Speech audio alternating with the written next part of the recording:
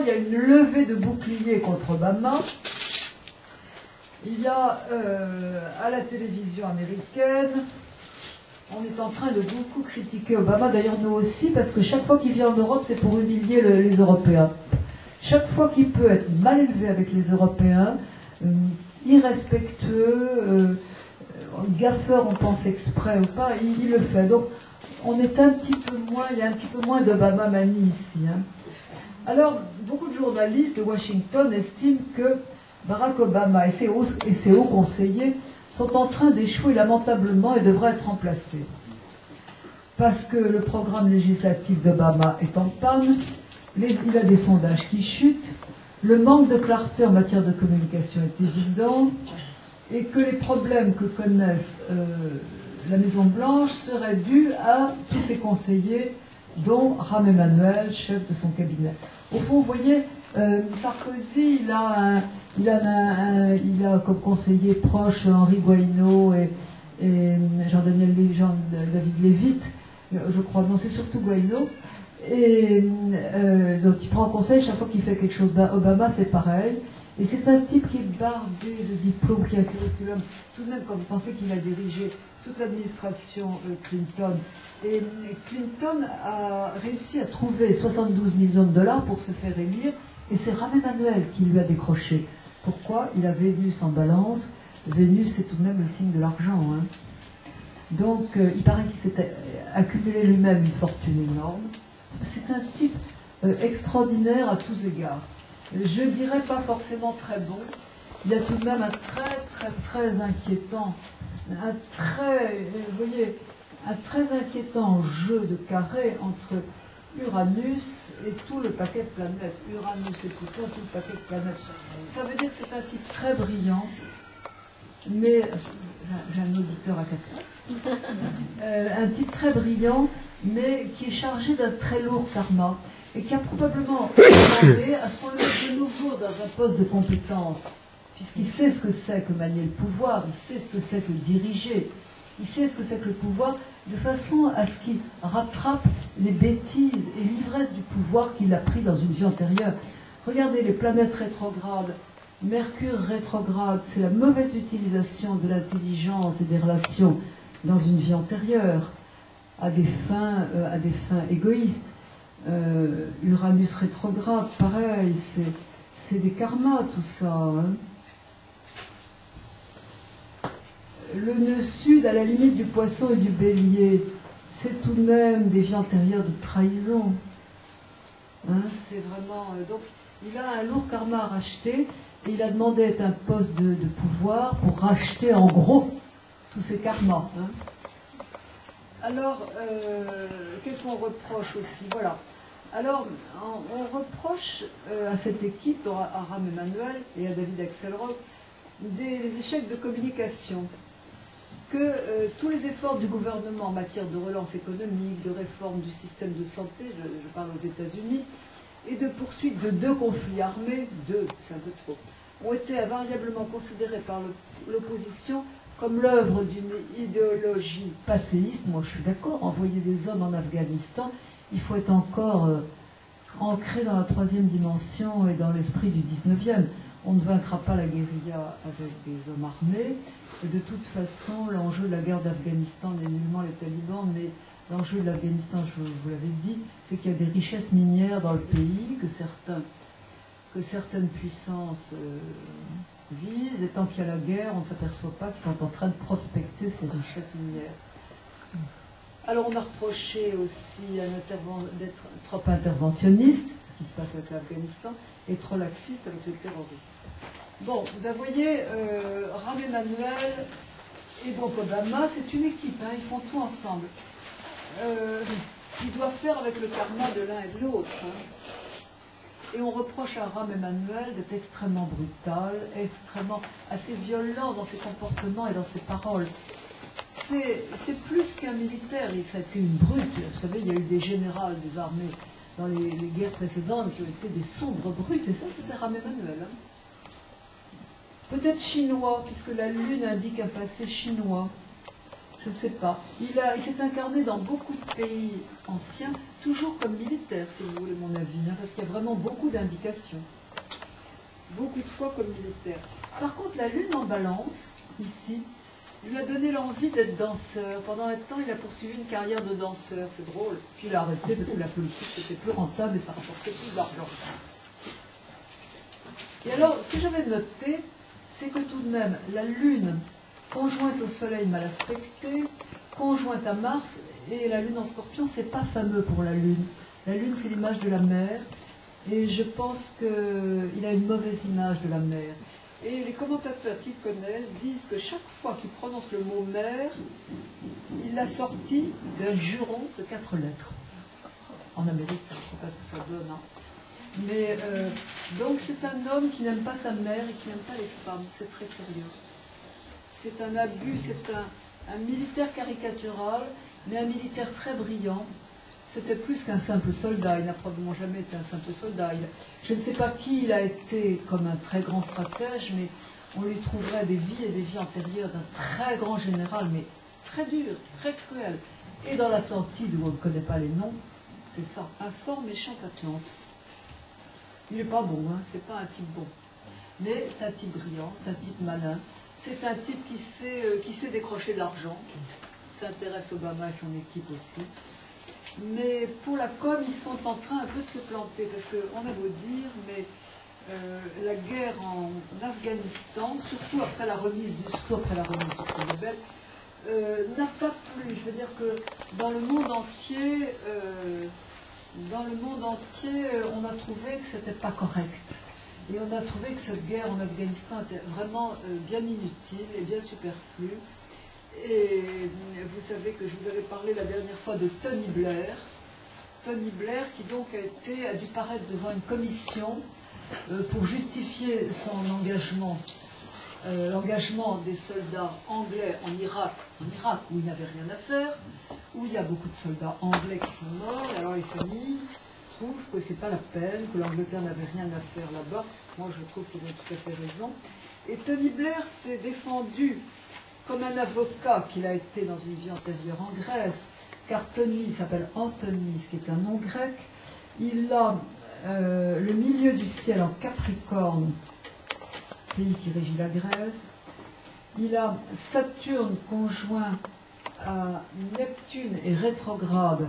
Donc c'est à la fois un Atlante, Neptune rétrograde, et un grec, Saturne rétrograde. Et il a certainement été le leader, comment est-ce qu'on disait, des orateurs grecs. Les Grecs prisaient beaucoup les orateurs publics qui venaient sur la place publique et qui savaient parler, et ils avaient des écoles où ils apprenaient à leurs élèves à parler, à s'exprimer. Donc tout ce qui est l'art oratoire en Grèce, et c'est ça qu'il a fait. Et il était probablement à la tête d'une cité grecque où son aisance, son aptitude à la parole lui valait d'avoir le leadership. Dans cette vie-ci, il a trouvé moyen de se défendre. Et il a trouvé moyen, alors il y a beaucoup de gens qui l'ont attaqué, et il a dit que non, que c'était très bien comme ça, qu'il avait décidé que Saddam Hussein était un danger, qu'il fallait le supprimer, point barre. Alors il y a le chef des services juridiques du Foreign Office qui lui a dit, mais si la guerre est illégale, sans qu'il y ait une résolution formelle de l'ONU, Tony Blair a décidé de s'en passer. Et il y a surtout Christopher Meyer, ambassadeur anglais à Washington à l'époque. Alors à l'époque, il défendait bec et ongle son patron, il était bien obligé en tant qu'ambassadeur, il disait mais non, mais l'Angleterre a eu raison de s'engager en Irak à côté de Bush. Et maintenant qu'il est retraité, alors il dit la vérité. Il dit que Tony Blair était d'accord avec Bush bien avant tout débat parlementaire. Ils étaient mis d'accord tous les deux, mais on ne sait pas pourquoi Bush et Blair, d'ailleurs Blair on l'appelait le caniche de Bush. Et d'ailleurs en anglais c'est encore mieux, je ne sais plus comment on dit, le caniche de Bush, Bush Spet, Bush... Bon, et on ne sait pas pourquoi il y avait cette passion pour Bush, il faudrait comparer les deux thèmes. Ces deux copains d'une vie antérieure, d'ailleurs George, quand on s'appelle George, qui est également un nom grec, ces deux comparses, ces deux complices qui ont dû se connaître, à mon avis, dans la même cité grecque, et qui ont juré de faire des coups ensemble. Alors Tony Blair l'a pris de très haut, en disant mais non, non, non, mais pas du tout, mais nous défendions la paix mondiale et l'humanité, etc. Il n'a convaincu personne, mais on ne peut pas condamner un chef de gouvernement après. Et on ne sait pas pourquoi. Il y avait le cas de Peter Goldsmith, conseiller juridique du gouvernement, consulté à la dernière minute, et on lui a dit, mais enfin cette décision de partir en guerre en Irak, c'est complètement fou, justifiez-la. Au début, il expliquait que cette guerre était illégale et qu'il n'était pas d'accord. Puis en quelques semaines, il a vu d'avis, il a été invité aux États-Unis par Donald Rumsfeld, le secrétaire américain à la Défense, qui lui a expliqué que s'ils n'envoyaient pas, probablement que s'ils n'envoyaient pas des gens en Irak, il y aurait des punitions. Alors il est rentré en disant que, en rentrant, il était pour la guerre d'Irak. C'est une sottise parce qu'ils ont perdu des milliers d'hommes, les Anglais aussi. Et les familles continuent à poursuivre et continuent à estimer qu'on leur a tué leurs gars, qu'on les a envoyés se faire tuer dans ces déserts sans aucune utilité. Voilà, et moi, je suis d'accord. Et alors, comme Tony Blair est un homme extrêmement vaniteux, Jupiter, alors là, ce n'est pas un Américain, c'est un Anglais, donc on a une heure de naissance. Il y a Jupiter à l'ascendant. Jupiter à l'ascendant, ça fait quelquefois des gens extrêmement vaniteux. Alors les Américains, l'ayant remarqué, l'ont flatté, l'ont couvert de flatteries, probablement d'argent et tout. Conclusion, le gouvernement blairiste, c'était une bande de copains qui décidaient entre eux, et puis qui ensuite opposaient leurs lois au gouvernement. C'est donc, il ne s'est pas grandi du tout. Il aurait pu dire, Blair, il aurait pu dire, écoutez, j'ai cru que et je me suis trompé. Pas du tout. Il est venu dire que c'était très bien comme ça, qu'il avait raison. Les familles sont sorties furieuses de cette commission. Absolument furieuses. Est-ce qu'il y a une... Alors, je peux prendre soit Benjamin Netanyahu, soit prendre une ou deux questions. Qu'est-ce que vous préférez? Les élections, comment ça a marché? Pardon? Les élections. Alors, je n'ai pas monté le thème, parce que, comme vous avez peut-être remarqué, il y a une grève des postes, donc je n'ai pas reçu tous les transparents que je devais recevoir, c'est pour ça que je vous ressors des vieux transparents. Alors, on verra, il y aura un autre résultat définitif des élections, et je vous l'analyserai la semaine d'après, de même que la tempête du Sud-Ouest. J'ai le thème ici, mais je n'ai pas eu le temps de travailler, parce que ce que je vous fais, c'est une prestation travaillée comme n'importe quel professeur d'université, mais en plus, je vous le fais en médiumnité. Donc, ce que je vous fais là, je ne vous le fais pas vraiment improviser, je travaille tout de même un peu avant. Alors, il y a Benjamin Netanyahu qui, comme Scorpion, n'est pas inintéressant non plus. Alors, Benjamin Netanyahu, il a fait quelque chose qui a dû lui faire bien plaisir. Il s'est moqué d'Obama et il a tenu la dragée haute une partie de poker menteur avec Obama. Il a imposé sa volonté. Les Israéliens, à travers Netanyahu, ont imposé leur volonté aux Américains. Les Américains, Obama a dit arrêtez les constructions, de construire des logements dans les zones palestiniennes. Et Netanyahu, il n'a pas tenu compte de l'avis américain, il a continué. C'est une gifle pour les Américains et pour Obama. Mais entre Obama, qui n'est jamais qu'un lion, et Netanyahu, qui a le soleil, qui commence beaucoup de choses qui vont progresser en Scorpion aussi, et qui est un retors, un roué. Et puis lui, c'est une balance politicare, ondoyante. Alors, Netanyahu, mardi dernier, il a donné son feu vert à la construction de 1600 nouveaux logements à Jérusalem-Est, annexés donc en zone palestinienne. Et c'est une catastrophe parce que maintenant, l'État palestinien ne peut plus voir le jour. Parce que c'est une espèce de tissu avec des trous, il y a des implantations israéliennes partout. Ils ne peuvent plus faire un État d'un seul tenant. C'est une vraie cata. Mais en plus de ça, ils ont mis en chantier 112 logements dans une colonie juive de Cisjordanie.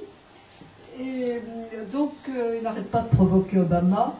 Et Obama dit rien parce qu'Obama ne peut rien faire parce qu'il y a un lobby juif très important à Washington, dont d'ailleurs fait partie Rahm Emanuel. Et Obama ne veut tout de même pas fâcher le lobby juif. Alors il est coincé entre deux feux, il n'ose trop rien dire. Netanyahu est très content parce qu'il a réussi à empêcher Barack Obama de le contraindre à geler les colonisations d'Israël.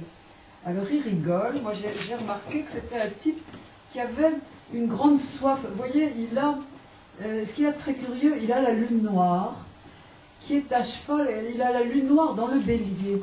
Et le bélier, c'est ce principe masculin d'affirmation de soi, ce principe de feu, ce principe yang. Et vous avez le nœud nord et le nœud sud, et vous voyez quelque chose de curieux.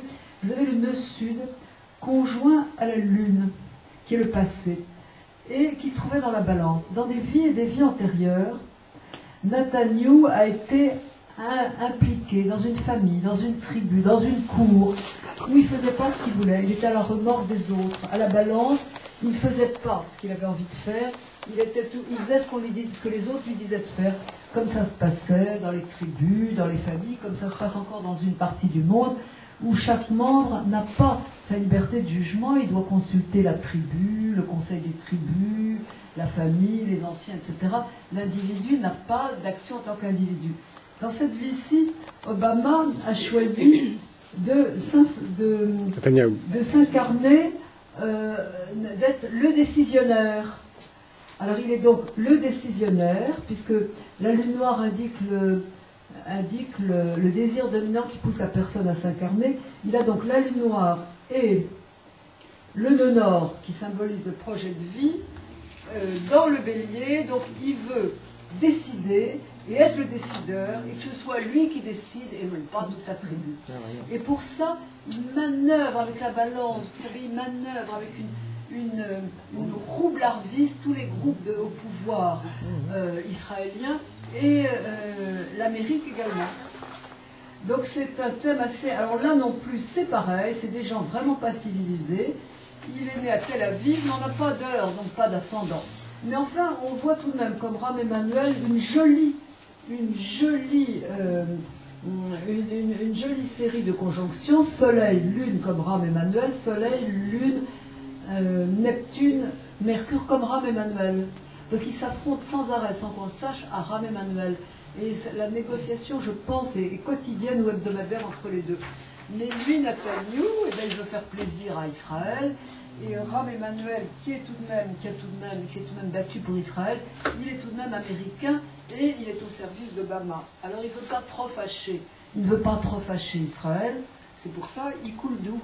Et c'est tout à fait, voilà, ce qui explique que finalement Netanyahu n'en fasse qu'à sa tête et la paix entre Israël et la Palestine n'est pas d'aujourd'hui, ne date pas d'aujourd'hui. D'ailleurs, les êtres de lumière de Sarlat disent que ce pays-là contient des portes tridimensionnelles dans les déserts, d'ailleurs je crois, où il y a des entités malveillantes qui sont passées et qui se répandent dans ces pays et qui sèment la zizanie. Donc ce sont des pays qui ont, au point de vue tellurique et géobiologique, des choses très, très louches.